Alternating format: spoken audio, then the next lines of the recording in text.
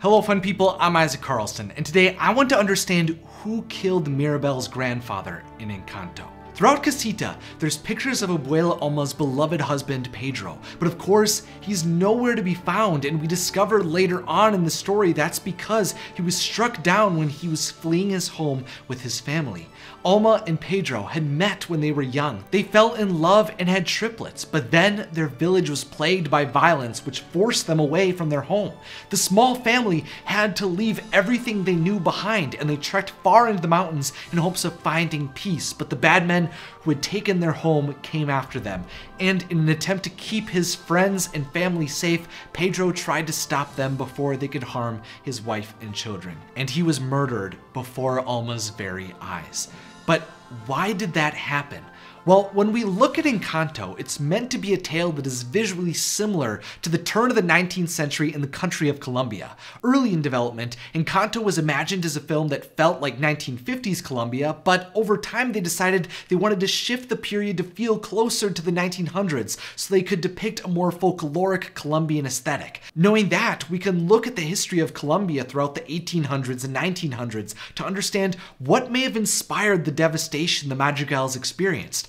I don't think Encanto is meant to be a period piece that's depicting one specific moment in time. The dates, the outfits, and the architecture all don't need to line up perfectly with the history of Colombia. Instead, what the story does is intimately connect us to Colombia using a concept called magical realism. This is an idea that's common across many cultures in Latin America that alludes to magic existing among ordinary people and things. It combines the exceptional with grounded elements. Like the Encanto the Madrigals live within is simply a place of nature that is also filled with enchantment, and everyone who lives there simply coexists with that sacred land. What this means is that while there are surreal and fantastical elements throughout Encanto, at the heart of the story is an authentic and realistic Colombian journey. And this makes Pedro's sacrifice even more devastating because it's based on what really took place in Colombia. And understanding what happened there, I think, reveals to us who was coming after the Madrigals. One of the directors of Encanto, Charisse Castro Smith, explained that many people from Colombia and Latin America identify with the idea of being displaced from their hometown. So telling that tale with aspects of magical realism felt right for Abuela Alma's backstory. Encanto was built to be a story that felt real, especially for the people who understand the struggles, experiences, and hardships that the characters go through. And there's definitely distinct events that took place in Colombia that tore the country apart.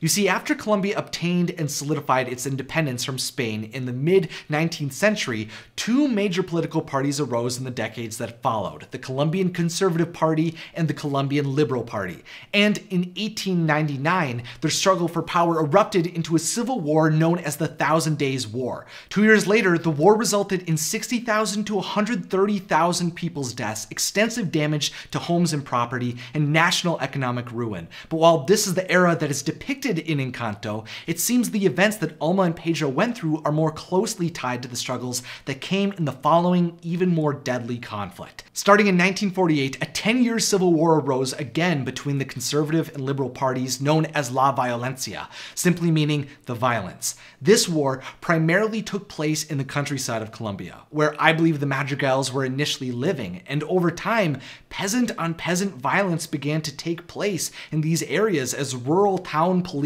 and political leaders encouraged conservatives supporting peasants to seize the land of liberals supporting peasants. It wasn't just soldiers at war, normal people were fighting and killing one another.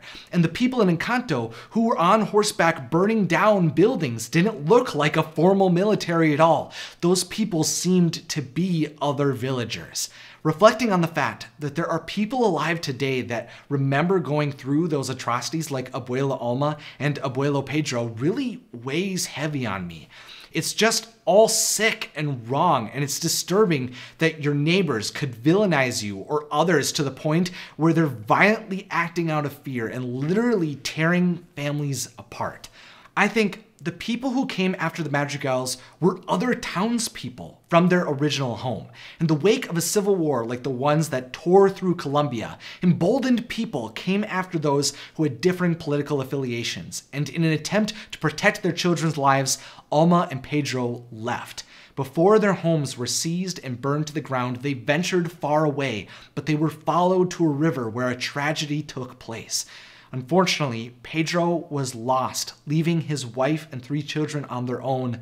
But luckily, through a miracle, they were kept safe. You know, I often like to look at the Disney Wiki to see what pages people are searching for and what characters people are updating at the time. And I saw a page called Pedro Madrigal, and I don't know why that stuck with me, but I just never really thought of Mirabel's grandfather with that name. I had only ever seen his name as Pedro or Abuelo Pedro, but seeing it as Pedro Madrigal and thinking about how everyone in the casita that his family lived within was a Madrigal really made me internalize in a different way that the only reason his family was happy together in Encanto was because of his sacrifice. Fun people, if you'd like to see more magical discussions in the future, consider subscribing and join our imaginative community over on Discord by clicking the link in the description. I'd love to speak to you more about all of this history and magic and magical realism that took place in Encanto. Finally, thanks for watching, and of course, have a magical day.